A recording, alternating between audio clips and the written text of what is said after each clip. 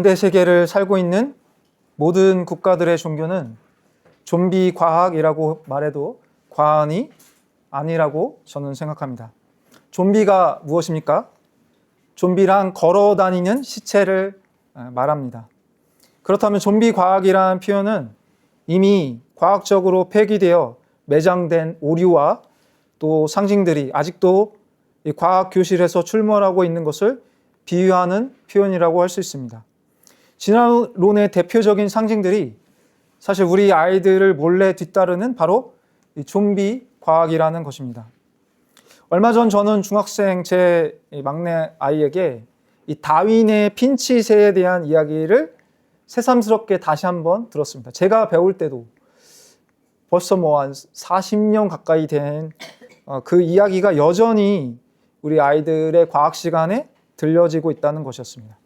재미있는 것은 이 다윈의 갈라파고스 이 핀치들을 이 표본을 사실 다윈이 수집하기는 했는데 그냥 아무런 표시도 안 하고 어떤 기록도 없이 그냥 가방 속에서 던져 넣은 것을 후대 사람들이 끄집어내서 다윈이 진화론의 이론에 사용하기 위해서 그 핀치들을 가방 속에 넣었다.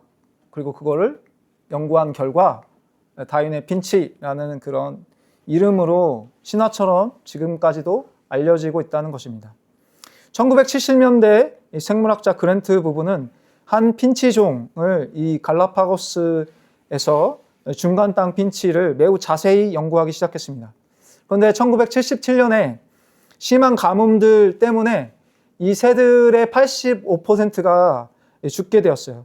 살아남은 것은 평균 5%였었는데 그 5%의 핀치들이 더 긴 그리고 큰 부리를 가진 종이라는 것이 발견되었습니다.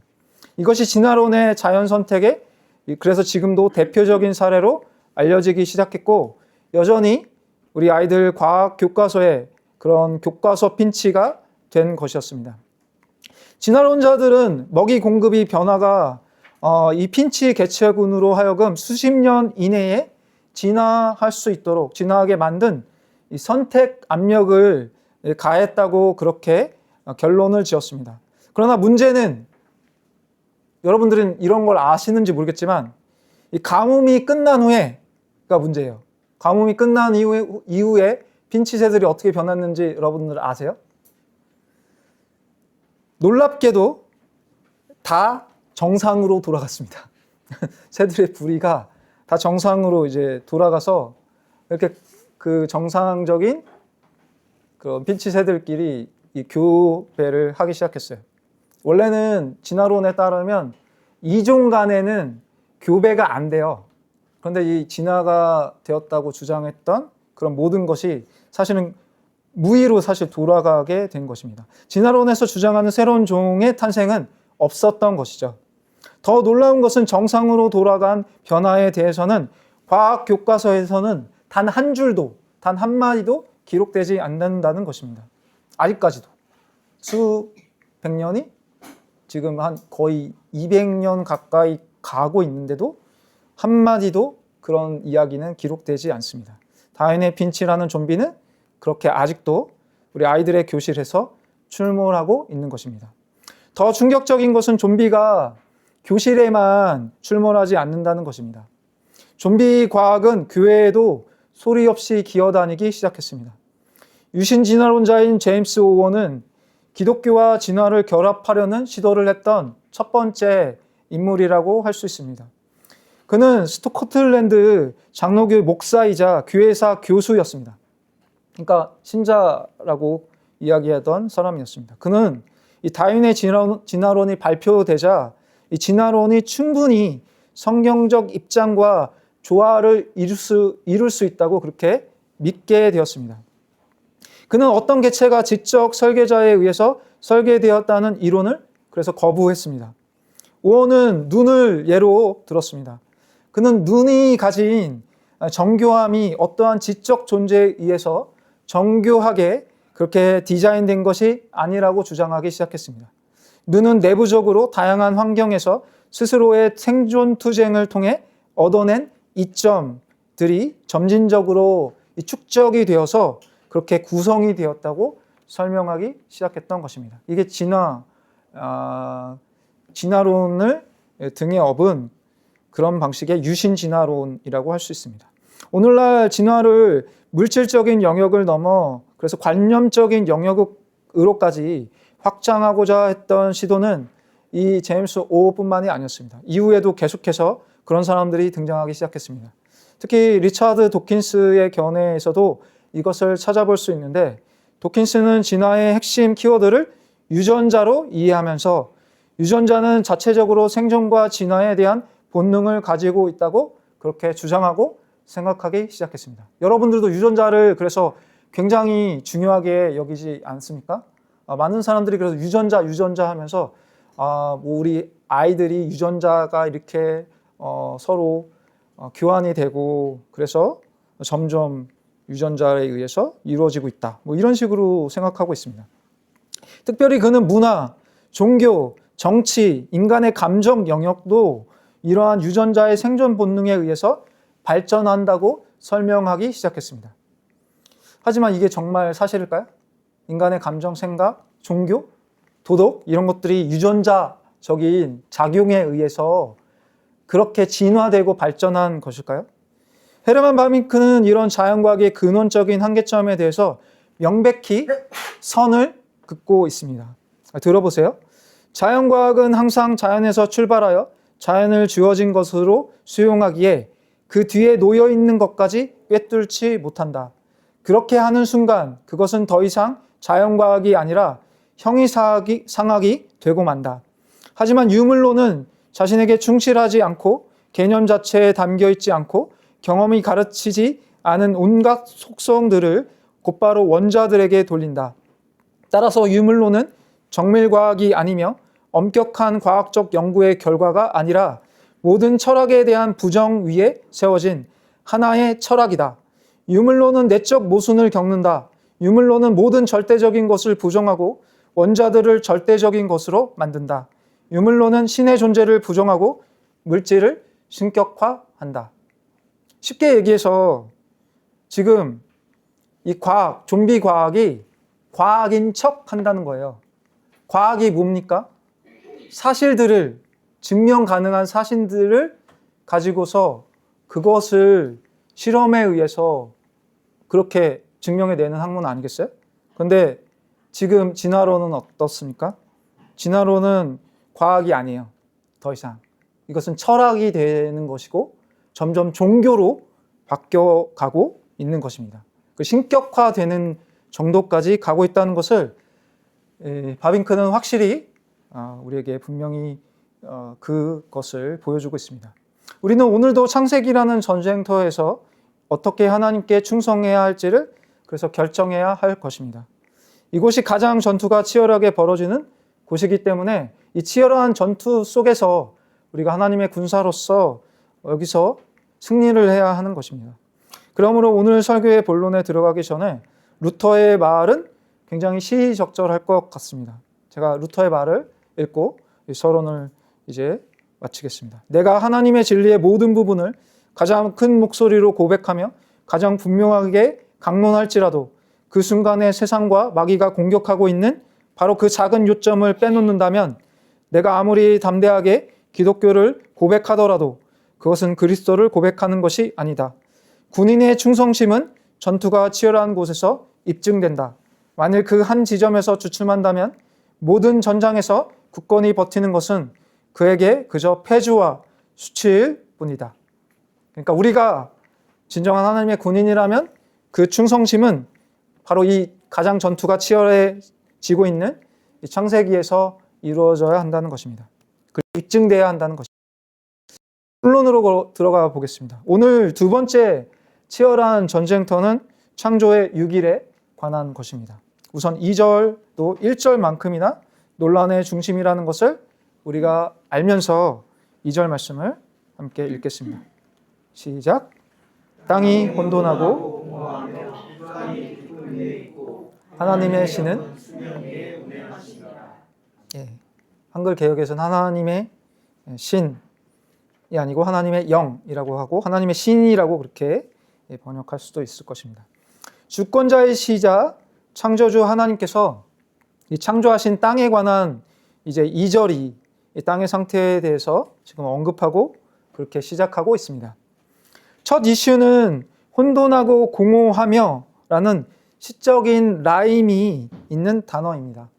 그러니까 히브리어에서 보면 토후, 바, 보후라는 그런 라임이 후라는 게 같이 이어지고 있으니까 굉장히 비슷한 그런 단어라고 할 수 있고요. 뜻도 그래서 비슷하다고 볼 수 있습니다.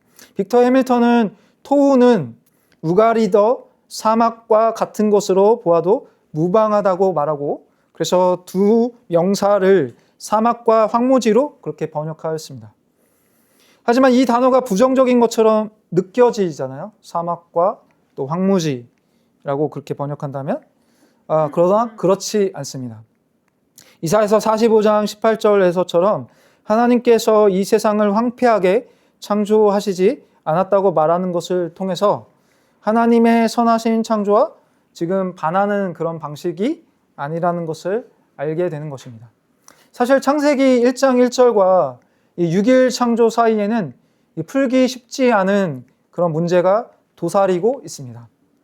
전통적인 창조 신학에서는 하나님이 6일 동안 무에서 유를 창조한 것으로 그렇게 생각하고 있습니다. 그러나 문제점은 1장 2절에서는 이미 땅과 바다가 존재하고 있었던 것처럼 그렇게 보인다는 것입니다. 이 문제 때문에 전통적인 해석과 다른 해석들이 생겨나기 시작했습니다. 대표적으로 첫 번째가 간격 이론이고 이 두 번째가 하나님과 물질의 공존설이 이 대표적인 그런 이론입니다. 많은 기독교인들 그리고 학자들이 이 두 가지 이론들에 대해서 주장하고 있고 여전히 논란이 되고 있는 부분입니다. 특히 간격 이론의 제창자는 펜버라는 사람인데 그는 그의 책 지구의 태고 시대에서 소위 간격 이론을 제창하였습니다. 이 간격 이론에 의하면 이 창세기 1장 1절과 1장 3절에서 31절의 창조 사이에는 시간적으로 큰 간격이 있었다는 것입니다. 그러니까 창세기 1장 1절에서 하나님께서 첫 번째 이 천지 창조를 했고 그 천지 창조가 완성되었는데 이때 창조된 천사들 중 하나였던 사탄이 이 반란을 일으키고 하나님은 이런 사탄을 심판하시면서 결국에는 이 지구가 1장 2절에서처럼 혼돈의 상태로 빠졌다라는 그런 간격 이론을 제창한 것입니다.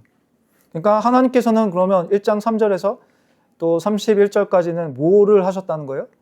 이 혼돈한 파괴된 지구를 다시 한번 재창조하는 그런 과정, 복원하는 과정을 보여주고 있다는 그런 주장이에요. 이런 주장 꽤 많은 사람들이 하고 있습니다. 비슷한 주장도 많은 분들이 하고 있는데 그러니까 이런 간격이 시간 간격이 너무나 커서 이 사이는 진화할 수 있을 정도의 그런 시간이 주어졌다라고 하면서 진화론과 또 창조론을 결합하고 있습니다. 이 간격 이론은 그래서 심각한 문제를 일으키고 있죠. 또 더 심각한, 더 강경한 그런 방식의 주장은 급진적인 주장은 바로 물질의 선공조설이라고 할 수 있습니다. 그러니까 하나님과 물질이 같이 원래 있었다. 그러니까 물질이 어떤 존재예요? 영원한 그런 존재로 그렇게 이 카슈토라는 그런 학자들은 이야기하고 있으니까 창세기 1장 2절에 이 땅은 하나님이 창조를 시작할 때 이미 존재하고 있었던 혼돈 상태의 물질이며 창조 과정을 통해 지구가 된다고 그렇게 주장하고 있습니다. 그러나 이러한 잘못된 이론과 해석들은 진화론과 유신 진화론의 영향을 받았을 가능성이 굉장히 높습니다. 이에 반해서 성경 번역자들, 특히 ESV, NIV 한글 성경뿐만 아니라 이런 대부분의 영어 성경에서는 이 혼돈하고 공허하며 라는 토우와 보우라는 이 단어를 뭐라고 그렇게 영어 성경에서 기록하고 있습니까? 번역하고 있죠? 형태가 없고 텅 빈, empty라고 그렇게 번역하고 있습니다. 그러니까 이 표현의 의미는 어떤 의미를 담고 있어요? 그러니까 앞으로 이 3일은 이 거주 불가능한 땅을 생산적인 곳으로 만들어 놓는 일에 이제 하나님께서 할애할 것이고, 또 뒤에 3일은 어때요? 한마디로 아직 생물과 사람이 거주하기에 적당하지 않은 것에서 땅이 생명으로 충만해지는 그런 것과 관련되는 과정을 보여준다는 것입니다. 흑암도 마찬가지예요. 흑암은 깊은 위를 덮고 있습니다. 이 용어는 소금기가 있는 깊은 물, 바다, 즉 지면을 비유적으로 일컫는 그런 말로 사용된 단어였습니다. 그러니까 테홈이라는 단어인데, 어둠은 성경 전체를 통해 악과 죽음을 사실 가리키죠. 하지만 부정적인 어떤 인상도 여기에는 존재하지 않습니다. 굉장히 평온해요. 하나님께서는 전혀 아무런 저항도 받지 않고 평온하게 지금 창조가 이루어지고 있습니다. 신화하고는 너무나 다른 분위기라는 거죠. 그러니까 신화도 관련이 없습니다. 바다의 여신 티아마트와 하나님은 어떤 전쟁도 하지 않고 있는 것입니다. 그저 평온한 분위기가 계속해서 이어지고 있어요. 정적인 분위기가. 오히려 어둠은 자신을 드러내시려고 기다리시는 하나님의 감추어진 현존을 암시하는 것이라고 주장하는 고든 웬함의 그런 주석이 훨씬 설득력 있는 것 같습니다. 하나님은 피조물과 질적으로 다른 전적인 타자이시며 세계를 초월해 계시는 초월자이시잖아요. 근데 그 하나님께서 이제 이 피조 세계 안으로 점점 임재하셔서 자신을 드러내시기 위해서 내주하시는 하나님으로 계시하시려고 준비하시는 과정을 여러분들이 지금 보고 있는 것입니다. 그리고 이러한 예상대로 이제 곧바로 이제 미스테리한 존재, 하나님의 영, 하나님의 신이 처음 창조의 순간에 호련히 등장하고 있습니다. 그리고 정막을 깨우고 있습니다. 이 중요한 순간에 출현한 하나님의 영, 하나님의 신은 도대체 어떤 존재일까요? 이 표현은 성경에서 거의 언제나 하나님의 바람, 하나님의 숨결, 하나님의 영, 하나님의 신으로 번역되어서 사용되는 단어라는 것이 중요할 것입니다. 어떤 자유주의 학자들은 바람이래요. 그냥 루하가 이 바람이라는 뜻도 있거든요. 바람. 그래서 강력한 바람이 이 수면 위에 불었다, 이런 식으로 주석하기도 합니다. 절대로 동의할 수 없는 그런 해석입니다. 영이라는 이 단어, 뭐라고 히브리어로 발음하냐면 루하흐. 그러니까 발음 자체가 어때요? 바람을 이렇게 내뱉는 것 같잖아요. 그렇죠? 루아흐예요. 루아흐. 그러니까 바람 소리예요. 바람 소리. 이거는. 그러니까 성경의 단어들은 의성어가 있는데, 의성어로 만들어진 단어가 있는데, 바로 이 루아흐가 그런 의성어로 만들어진 단어예요. 그것들은 물리적인 형태와 소리가 기본적인 의미를 담고 있는 그런 방식으로 만들어진 단어라고 할 수 있습니다. 그러니까 루아흐는 곧 바람이나 호흡의 들이킴, 또 공기의 움직임이라는 그런 개념이라고 할 수 있습니다. 영은 가장 근본적인 형태, 생명의 호흡을 통해 힘, 권능 또는 생명을 표현하기 때문이에요. 우리가 호흡을 하잖아요. 숨을 쉬잖아요. 그렇죠? 활동을 많이 하면 할수록 우리의 호흡이 루아흐처럼 굉장히 거친 호흡이 되는 거잖아요. 그러니까 생명이 있다, 힘이 있다, 권능이 있다라는 그런 단어 자체가 가진 음성학적인 의미를 보여주고 있습니다. 더욱 중요한 것은 루아흐의 그런 활동이에요. 루아흐는 지금 어떻게 하고 있어요? 모든 정적을 깨고 수면 위에 운행하고 있습니다. 라하프라는 그런 단어가 운행하다라는 단어예요. 근데 이 라하프, 운행하다라는 이 단어는 시리아어 라헵이라는 것에서 왔을 수 있습니다. 비슷한 그런 단어예요. 근데 이 단어는 알을 품다 또는 알을 까다라는 그런 의미를 가질 수 있는 단어입니다.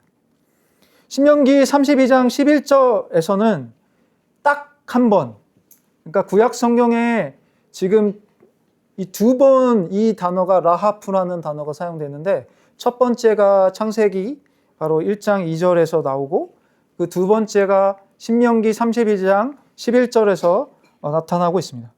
거기서 과연 그러면 어떻게 사용되는지가 중요하다고 볼 수 있는데 그 단어는 여기서 날 수 있게 되기 전에 새끼 위를 맴돌고 있는 독수리의 그런 맴도는 이 호버링하는 그런 행동을 묘사하고 있습니다. 신명기 32장 11절 제가 읽어보면 마치 독수리가 자기의 보금자리를 어지럽게 하며 자기의 새끼 위에 너풀거리며 그의 날개를 펴서 새끼를 받으며 그의 날개 위에 그것을 엎는 것 같이 라는 그런 말씀이 있습니다. 이건 비유예요.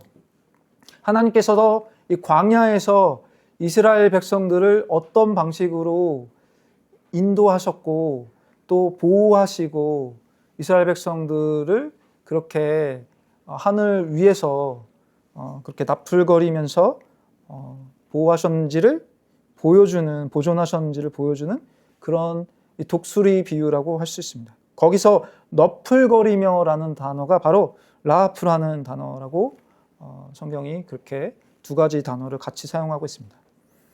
하나님의 영은 하늘에 그러니까 떠 있는 온 피조 세계를 감싸 움직이는 새와 같이 그렇게 이전까지는 완전히 정적이었던 정적을 깨고 생명이 없어도 또 움직임이 없어도 하나님의 영이 그 움직임을 만들어내시고 이것은 변화의 본질적인 요소로 나타나고 있는 것입니다. 하나님의 역동적인 임재에서 이 생명력 있는 너풀거림이 변화를 이끌며 창조의 힘으로 지금 역동하고 있는 것입니다. 광야에 가면요, 실제로 제가 그 이스라엘의 마사다나 이런 곳에 가면요, 독수리가 그렇게 많아요. 그러니까 시체들을 먹거나 동물 사체들을 이렇게 청소부잖아요. 대머리 독수리나 이런 것들이. 그러니까 거기 가면 그런 독수리들이 정말 많아요. 아무것도 없이 하늘에서 독수리들이 날아다녀요. 독수리가 어때요? 새끼를 키울 때 어떻게 키우냐면 여기 신명기 32장 11절 표현하고 비슷해요. 자기의 보금자리를 이렇게 어지럽혀요. 왜요? 새끼들이 이제 나는 연습들을 시키기 위해서 그렇게 어지럽히는 장면을 여기서 보여주는 것 같아요. 그러니까 하나님께서는 그렇게 이스라엘이라는 그런 아기 새끼 독수리를 하늘을 이렇게 날 수 있도록 이렇게 보호하시고 먹이시고 또 연습을 시키시는 그런 장면이 바로 광야 40년의 기간이라는 것을 모세가 신명기를 통해서 지금 기록하고 있는 것입니다. 그러니까 지금 창조 때에도 바로 그런 하나님의 영이 독수리처럼 마치 하늘을 날면서 수면 위를 맴돌고 있는 장면을 여러분들이 머릿속에 그리실 수 있을 것이라고 지금 보게 만드는 겁니다. 신약의 더 완전한 계시를 통해 우리는 창조가 아버지와 아들 그리고 성령의 사역이었음을 점점 더 분명히 알게 됩니다. 메소포타미아 및 가나안 기사와는 매우 다른 그런 창조 기사라고 볼 수 있습니다. 마르둑과 바알은 물과의 충돌로 인해 질서를 혼돈에 빠뜨려요. 그러니까 싸우는 거죠. 물과 싸우는 거예요. 이게 바로 창조의 그런 배경이었습니다. 하지만 하나님의 말씀의 능력으로 물을 제대로 기능하도록 창조물을 만드시는 것이 바로 창조, 이 첫 번째 창조에 대한 부분에서 나타나는 분명한 차이를 만들어주고 있습니다. 결국 하나님의 영은 물 위를 운행하지만 물과 싸우지는 않는 것입니다. 여기서도 삼위 하나님께서는 주어로 나타나고 있습니다. 싱클레어 퍼거슨의 말대로 이 경우에는 성령이 창조의 사역에 참여한다는 것이 창세기 1장 본문의 처음과 끝을 장식한다고 문학적인 견지에서 말할 수 있습니다. 라고 그렇게 분명히 잘 해석해 주고 있어요. 더욱 강조할 수 있는 것은 하나님의 임재가 성령을 통해서 창조 세계 속으로 확장된다는 것입니다. 그러니까 하나님께서는 완전히 피조 세계와 분리돼서 그리고 도저히 피조 세계와 동일하신 분이 아니시지만 하나님의 임재가 이 피조 세계 안으로 어떤 방식으로요? 바로 하나님의 영, 성령께서 이 수면 위에 운행하시는 방식으로 너풀거리시는 날갯짓으로 그렇게 이 땅 가운데 임재하시는 장면을 보게 되는 것입니다. 이것은 정확히 성령의 역할을 의미하는 것입니다. 출애굽 시대의 성령은 홍해에서 그의 바람의 능력으로 바닷물을 말리셨습니다. 그리고 이스라엘 백성들을 마른 땅으로 걷게 하셨습니다. 광야에서는 성령께서는 뜨거운 사막 바람과 햇볕을 마치 독수리의 날개처럼 넓게 펼치셔서 가리우시고 또 보호하셔서 이 재창조를 그렇게 수행하셨습니다. 적용하셨습니다. 그러므로 성령은 어떤 영이시죠? 바로 창조의 영이라고 할 수 있습니다. 물질을 창조한 진화는 여기에서 도저히 있을 수 없는 것입니다. 스스로 움직이고 행동하는 그런 물질은 세상에 없기 때문입니다. 오직 성령의 그 생동하는 생명의 그 바람이 이 세상을 창조하셨다는 것이 모세 그리고 창세기의 분명한 그런 메시지인 것입니다. 이것은 단지 부드러운 그런 산들바람이 아니에요. 능력과 강력한 생명의 힘을 부여하는 그런 성령의 힘이라고 그렇게 이야기하고 있는 것입니다. 우리의 세상이 그리고 우리의 생명이 성령의 능력으로 창조되었다는 사실은 우리의 가치가 그만큼 그러니까 놀랍고 또 충만한 생명이라는 것을 잘 보여주고 있습니다. 그 생명의 능력은 구원, 즉 재창조에 그래서 더 크고 장엄하게 나타날 것을 지금 예고하고 있는 것입니다. 신자들은 그 생명의 능력의 임재로 그래서 둘러싸여 있습니다. 하나님께서는 당신의 영을 우리에게 보내주셔서 우리 가운데 역사하고 계신 거예요. 그러므로 세계 위에 초월하신 하나님께서 어떻게 우리 안에 내재하실 수 있는가라는 질문에 우리는 성령의 능력으로 그렇게 하실 수 있다라고 믿음으로 고백해야 하는 것입니다. 이미 우리는 그 시작을 성령의 날갯짓을 통해서 창세기 처음부터 보게 되는 것이죠. 그렇지만 문제가 있죠. 이때까지 하나님의 창조 사역이 어떻게 이루어졌어요? 어둠 속에서 이루어졌습니다. 어둠 속에서 하나님은 물론 그렇게 하실 수 있죠. 그리고 어둠은 하나님의 선한 창조의 일부라고 제가 말씀드렸잖아요.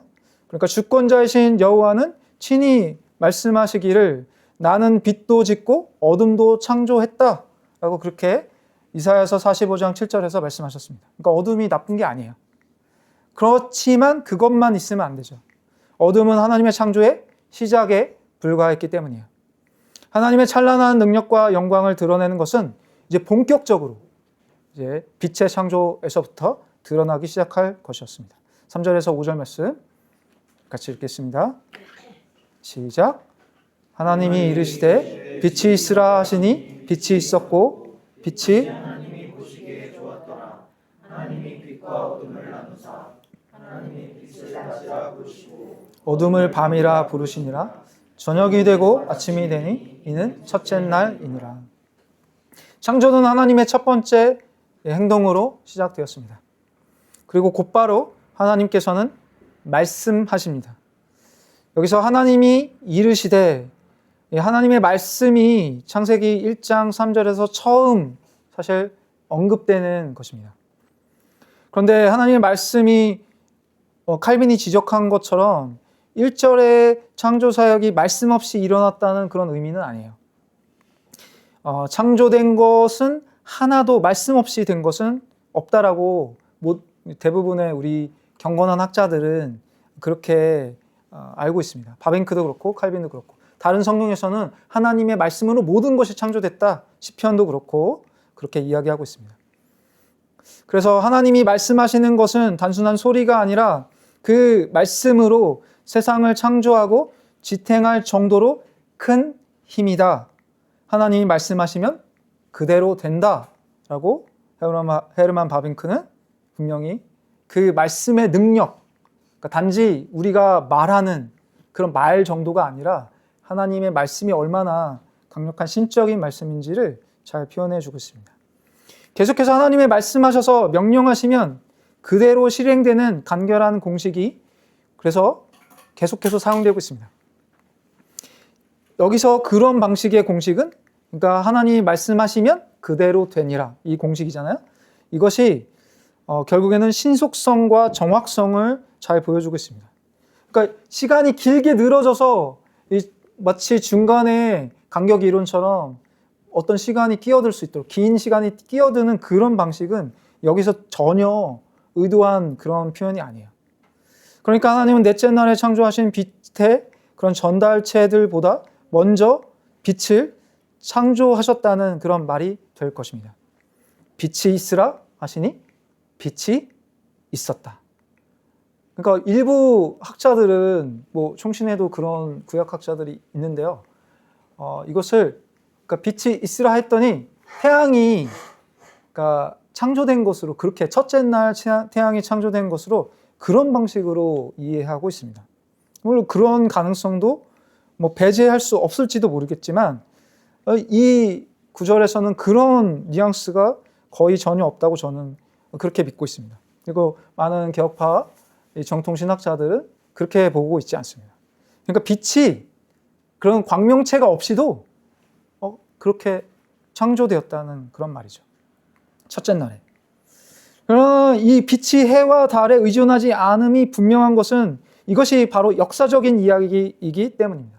그러니까 창세기를 사람들이 문학적으로 또 상징적으로 또 비유로 그런 방식으로 해석하기 시작했어요. 지금 최근에 많은 문학적인 해석이 도입이 됐습니다. 문학적인 해석도 물론 필요한 부분이 있습니다. 하지만 이 창조 기사에서만큼은 그런 방식의 문학적인 표현이 아니라는 것이 이 1장부터 11장에 있는 역사 이야기에서 분명히 드러나고 있어요. 그러니까 1장도 역사로 읽어야 된다는 것이죠. 그리고 하나님의 빛과 어둠의 각자의 고유한 영역을 하나님이 주십니다. 하나님은 빛과 어둠의 이름을 붙이시기 시작한 거예요. 처음 이름을 붙이셨죠, 이제. 그리고 이렇게 이름을 주는 것은 어떤 의미를 갖고 있어요? 우리가 그동안 여러분들이 설교를 들어보셨으면 알겠지만 고대에는 하나님께서 이름을 주고 또 인간이 어떤 것에 이름을 이렇게 붙여준다는 것은 소유권 또 주권을 가지고 있다라는 그런 의미를 담고 있기 때문에 하나님께서는 그 빛의 또 어둠의 어때요? 소유권을 갖고 계시고 주권을 가지고 계시다는 그런 말이 될 것입니다. 이와 함께 창세기 1장은 하나님을 다른 모든 존재하는 것과 날카롭게 구별하고 있습니다. 태초에 하나님은 이미 존재하시지만 이 세계는 이때 처음으로 만들어지죠.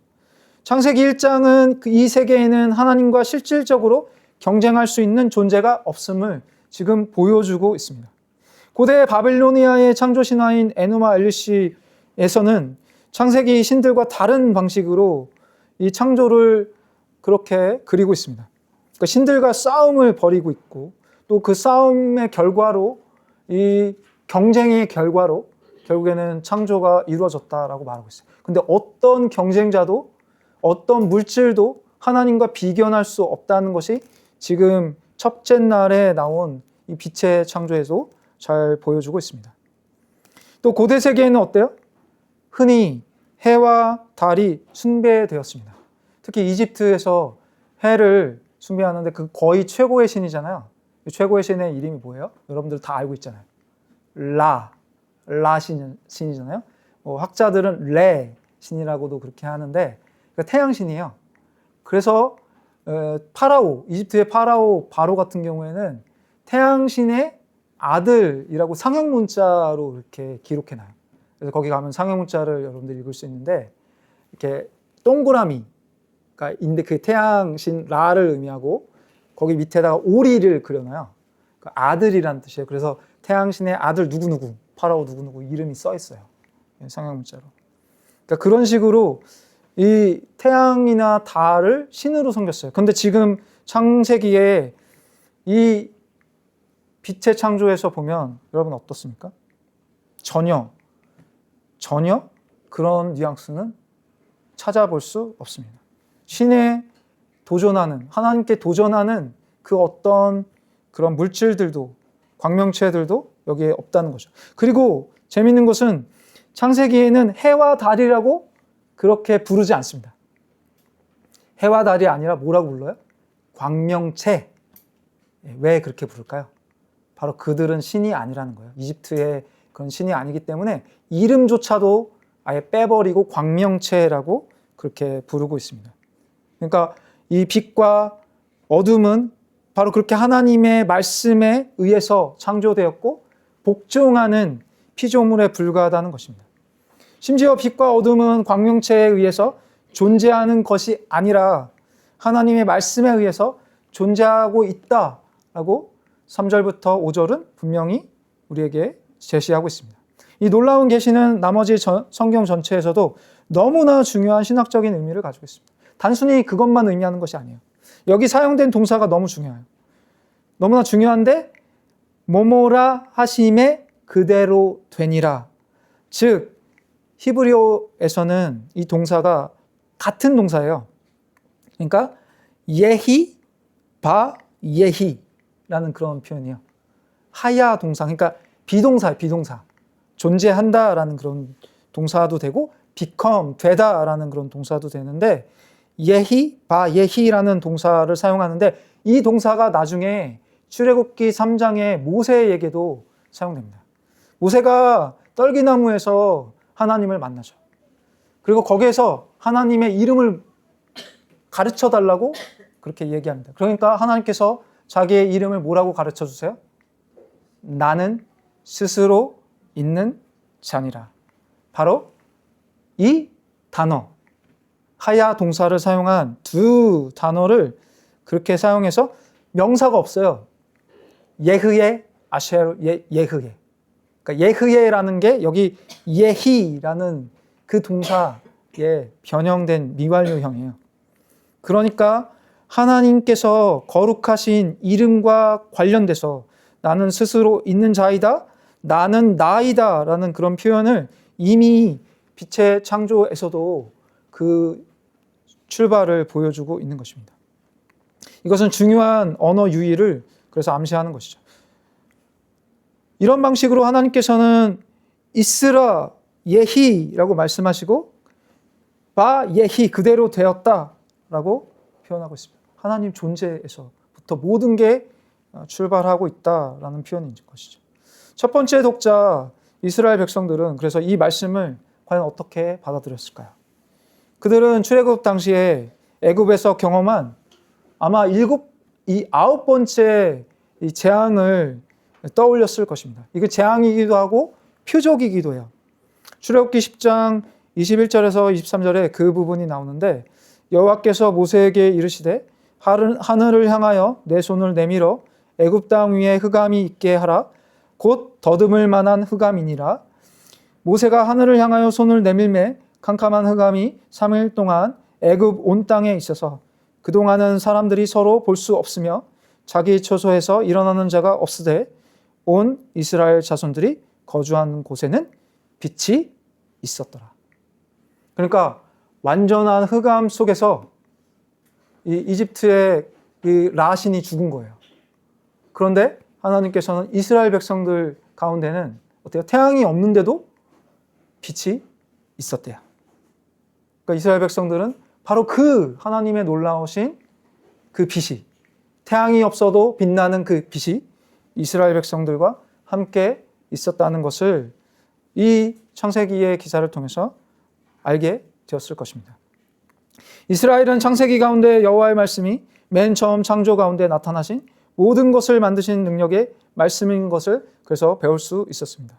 그 창조의 능력을 발하신 하나님께서는 그 이집트의 신인 태양신 라의 빛을 사라지게 만드시면서도 이스라엘 백성들에게는 어떻게 빛을 창조하실 수 있으셨는지 이스라엘은 똑똑히 이해하고 믿을 수 있었던 것입니다. 그분이 바로 스스로 있는 자이셨던 것입니다.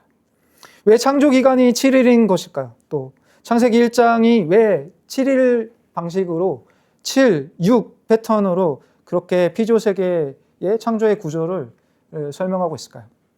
완전함 때문이에요. 완전함. 하나님의 시간 그 자체를 다스리고 있음을 보여주기 위해서 그렇게 7, 6 공식을 사용하고 있어요. 뿐만 아니라 이것은 제의적인 차원에서 7일 안식일을 염두에 두고 있기도 한 것입니다. 그러니까 6, 7 패턴을 구체적으로 살펴볼 수 있는 것은 창세기 1장 1절부터 나타나고 있어요. 7개의 단어로 구성되어 있어요. 창세기 1장 1절이. 그럼 2절은 어떻게 되냐면 14개의 단어로 구성되어 있습니다. 그러니까 7 곱하기 2죠.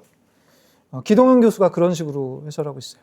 또 제 마지막 7일은 35개의 단어로 구성되어 있습니다.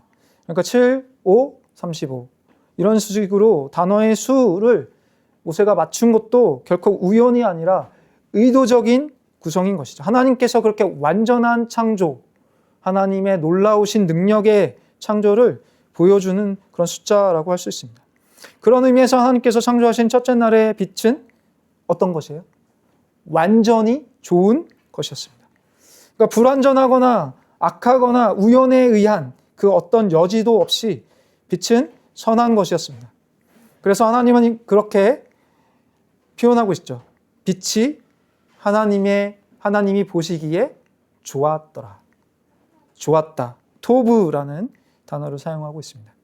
우리는 좋다 혹은 선하다라는 표현을 통해 그러니까 이 하나님의 창조가 첫 번째 날에 거주 적합한 지구의 건설 목표를 추진하는 하나의 첫 번째 성과로 보기 시작하는 것입니다. 그러니까 흑암에서는 동물들도 생물들도 인간, 특히 하나님의 창조의 면류관도 살 수 없습니다. 어둠 속에서는.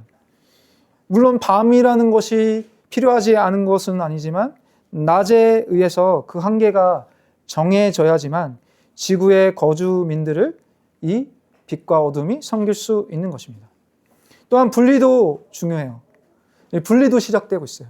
육지와 바다, 빛과 어둠, 이스라엘 족속과 이방 나라들도 분리되는 것이에요. 하나님이 그렇게 분리하시잖아요. 하나님이 그렇게 명령하시는 것입니다. 그러나 우주의 비의지적 요소들이 그들의 영역을 지키고 창조 세계를 보존하는 반면에 의지적 요소들, 바로 우리 인간들, 우리는 의지를 가지고서 분리되어야 하는 존재들이잖아요. 그러니까 불순종하지 않고 사회 질서를 붕괴시키지 않으면서 그렇게 하나님의 거룩함을 유지해야 되는 그런 존재로 하나님은 우리를 창조하셨습니다. 그래서 거룩은 구분, 구별, 분리를 의미하는 것으로 처음부터 구별되고 있습니다. 물론 이스라엘은 하나님의 말씀에 의지적으로 순종하여서 분리를 해야 한다는 것이 우리의 사명으로 주어진 것이었습니다. 다시 한번 강조하지만 창조의 6일은 어떤 방식으로 진술하고 있습니까? 여러분들이 집 밖을 열고 나가면 육안으로 볼 수 있는 우주를 관찰하는 그런 사람의 시각에서 말하고 있는 것입니다. 이스라엘 백성들은 이 창세기를 처음 읽었을 때가 언제였을까요? 아마 시내산 아니면 광야 40년 기간에 이 창세기를 읽고 있었을 것입니다. 그들은 어떻게 집을 가지고 있었어요? 집이 없잖아요. 천막이잖아요. 천막. 그러니까 천막을 열고 나가면 뭐가 보여요? 여러분들이 이스라엘 백성이라면 광야가 보이죠. 아무것도 없어요. 그런 척박한 곳이에요. 바로 그런 것을 보고 지금 이 창세기를 읽고 있었을 것입니다. 그런데 놀라운 것은 어때요? 이런 아무것도 없는 것 같은 곳에도 하나님의 시각에서 보게 되면 이 폴라드의 말대로 하나님의 말씀이 창조한 날마다 새로운 아침의 빛이 그들의 불안한 밤을 정복하고 또 하나님의 첫 창조를 환하게 드러나고 있는 것을 그들은 볼 수 있었을 것입니다. 끊임없이 그들에게 아침이 나타나고 있습니다. 또 하나님의 사랑과 배려와 신실하심을 날마다 이 아침이 보여주고 있어요. 그들의 아침은 어때요? 그들의 아침의 일과가 어때요? 여러분들이 이스라엘 백성이라면 광야에서 아무것도 없는데 뭐가 좋겠어요? 하지만 아침에 해야 될 일이 뭐예요? 이스라엘 백성들이 만나를 찾으러 가야죠. 하나님이 하늘에서 내리신 그 음식을 먹어야 되죠. 또 하나님께서 그들을 인도하시면 아침에 어때요? 일어나서 구름을 보고 그 구름이 진행을 하면 그들은 그 하나님의 그 자비로우신 인도하심에 따라 나아갈 수 있었습니다. 바로 그들에게는 광야와 같은 곳이 오히려 하나님의 은혜를 경험할 수 있는 아침이 되는 것입니다. 특히 이스라엘은 특별히 선한 빛과 흑암을 날마다 경험한 민족이었습니다. 이 빛은 단지 태양이 비춘 결과인 햇빛이 아니었습니다. 광야에서 이스라엘은 낮에는 구름 기둥에 의해서 어때요? 빛을 받았어요. 태양이 강렬하게 내려칠 때 어떤 방식으로 빛을 받았어요? 구름이 가리워서. 그 태양을 다 맞으면 죽어요. 사막에 가보셨어요? 사막에서 1시간만 있으면 탈수 증상이 오기 시작해요. 물을 안 먹으면 죽을 수 있어요. 또 햇빛에 그을리면 사람의 수명이 단축된다는 것을 여러분들은 잘 아실 것입니다. 하나님의 구름 기둥이 그래서 그 빛을 완전히 다 그들에게 통과시키지 않고 그들을 시원한 그런 그늘로 가려 주셨습니다. 또한 어떻습니까? 밤에는 완전한 어둠이 그들에게 임하지 않았습니다. 구름 기둥 속에 있는 불기둥이 그 어둠을 제한해서 그 불기둥 때문에 밤에도 그들은 움직일 수도 있고 여러 가지 활동들을 할 수 있는 은혜를 누렸습니다. 심지어 모세는 하나님과 대면하여 대화한 결과로 주님의 빛나는 영광이 모세의 얼굴에 발산하기까지 시작했습니다. 무엇보다 선은 하나님의 평가예요. 그 누구도 하나님이 선하다고 선언하신 것을 바꾸어서 말할 수 없습니다. 아무도 하나님의 선하신 창조에 기여하지 않았기 때문입니다. 이후에 선악과를 따먹는 과정을 여러분들은 보게 되실 것입니다. 그들은 자기가 선과 악의 기준을 아담과 하와는 세우려고 했던 것입니다. 그런데 지금 첫 번째 창조의 하나님의 평가에 나온 선은 어때요? 하나님만 오직 선을 기준을 잡으시고 규정할 수 있는 분이라는 것을 잘 보여주고 있습니다. 오직 하나님만이 선하시며 또한 선의 기준과 근원이 되시는 것입니다. 이 보시기에 좋았더라, 선하더라 라는 말씀은 앞으로 7번 나타날 것이고 위대한 예술가이신 하나님이 자신이 손수 지으신 작품을 찬탄하는 과정에서 나타날 것입니다. 이제 결론을 맺겠습니다. 오늘날 우리는 영화, 그러니까 혹성탈출 같은 원숭이로 돌아가기를 원하는 창조의 역전 시대를 살고 있습니다. 원숭이가 진화가 돼서 사람이 됐다라고 하니까 이거 혹성탈출 같은 그런 영화가 나오고 있잖아요. 하나님의 위대한 창조의 면류관이 되기보다는 어떻게 하고 있어요? 인간은 거주하기 힘든 혼돈과 공허 그리고 흑암으로 들어가기를 원하고 있습니다. 그러니까 화성에 가서 살겠대요. 달에 가서 살겠대요. 거기가 정말 인간이 거주하기에 합당한 그런 곳입니까? 진화론은 그 부적합한 곳에 인간의 거처를 삼으려고 그렇게 시도하고 있습니다. 그러나 달과 화성은 우리가 살 곳이 아니죠. 그리고 인간은 스스로 자신이 창조주가 되기를 욕망하면서 또 인간 복제를 꿈꾸고 있습니다. 그러나 새로운 종을 얻기 위해 초파리 속에 인위적으로 돌연변이를 만들어낼 경우 어떻게 되는지 아세요? 인간을 복제해낸다며요. 그래서 돌연변이를 만들면 진화의 단계를 더 밟아갈 수 있다고 그렇게 과학자들은 주장하고 있습니다. 그럼 초파리가 그런 실험 대상이잖아요. 초파리를 돌연변이를 만들어버리면 그들은 더 많은 수의 초파리의 시체를 가지게 될 것입니다. 계속 죽어요. 돌연변이는 결국 죽게 돼요. 완전한 그런 피조물이 아니잖아요. 또 동일한 이 종의 속에 속한 더 많은 파리들 외에 다른 어떤 것도 이 진화론자들은 얻지 못할 것입니다. 오직 하나님의 형상이 되기를 거부하는 자들이 이 넘치는 세계는 그러니까 이런 방식으로 역창조의 세상, 곧 광야가 될 수밖에 없는 것입니다. 그러나 황량한 광야에서는 사람이 거주하기에 부적합한 곳이고 생명이 없고 오직 황야의 조류, 곧 독수리뿐 밖에는 다른 생물이 없어요. 이러한 죽음의 땅 광야에서도 이스라엘은 어떻게 죽지 않았습니까? 40년 황량한 광야를 그들이 어떻게 견딜 수 있었습니까? 어떻게 이게 가능할 수 있었을까요? 그 이유를 창세기는 잘 보여주고 있습니다. 하나님의 영, 성령께서 마치 독수리처럼 자신의 거대한 날개로 품어주고 날갯짓을 너풀거리며 보호하셨기 때문에 그들은 그렇게 생존할 수 있었습니다. 그렇다면 우리는 어때요? 우리는 누구입니까? 우리는 바로 그 독수리의 새끼와 같아 보입니다.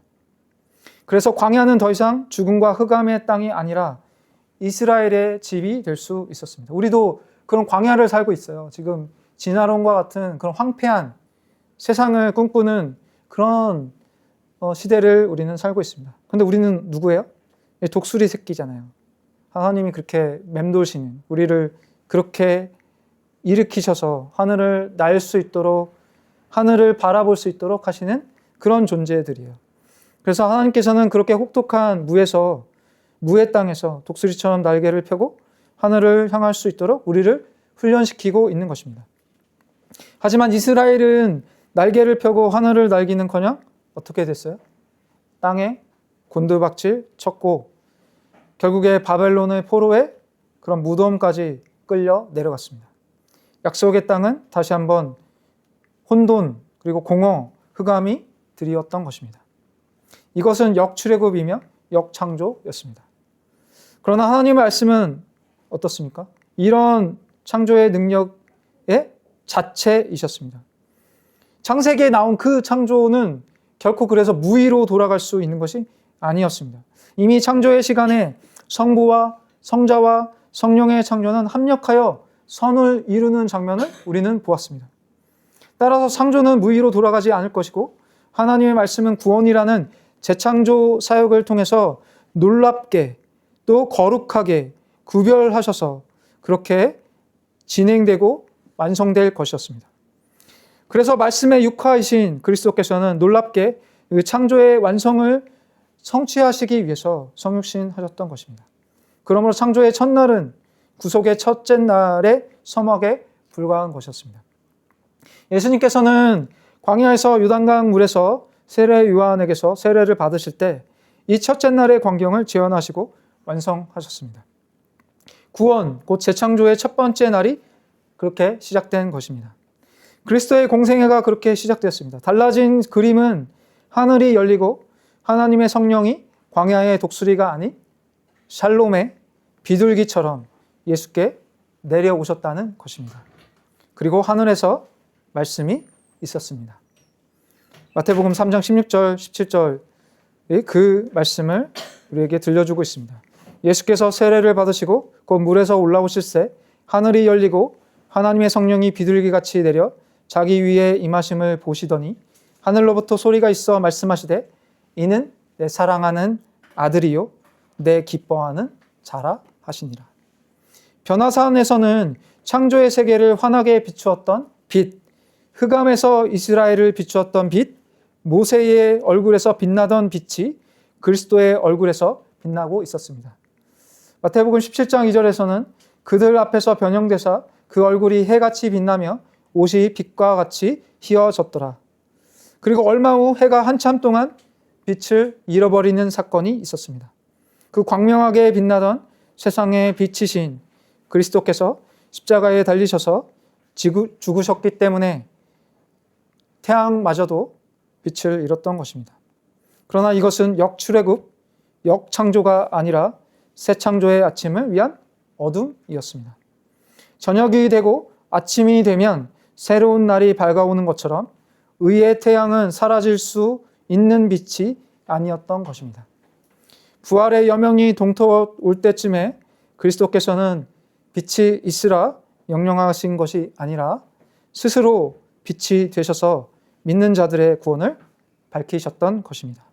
고린도후서 4장 6절 말씀은 그것을 우리에게 잘 드러내고 있습니다. 고린도후서 4장 6절 말씀을 읽고 설교를 마치겠습니다. 어두운 데에 빛이 비치라 말씀하셨던 그 하나님께서 예수 그리스도의 얼굴에 있는 하나님의 영광을 아는 빛을 우리 마음에 비추셨느니라. 예수 그리스도의 얼굴에 있는 하나님의 영광을 아는 빛을 우리 마음에 비추셨느니라. 아멘. 기도하겠습니다.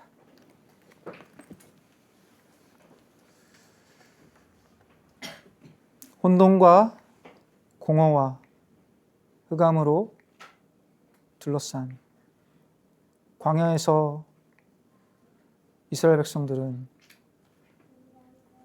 문을 열고 나오면 절망을 보았을지도 모르지만 하나님께서 그때마다 어두움이 아니라 빛으로 아침을 여시고 또 세상을 운행하시며 보존하시고 또 낮에는 구름 기둥으로 밤에는 불 기둥으로 마치 독수리가 자신의 새끼를 감싸듯이 그렇게 광야를 인도하시고 이스라엘 백성들을 새로운 나라로, 하나님의 나라로 창조하셨던 것을 창세기 1장 2절에서 5절까지 우리는 볼 수 있었습니다.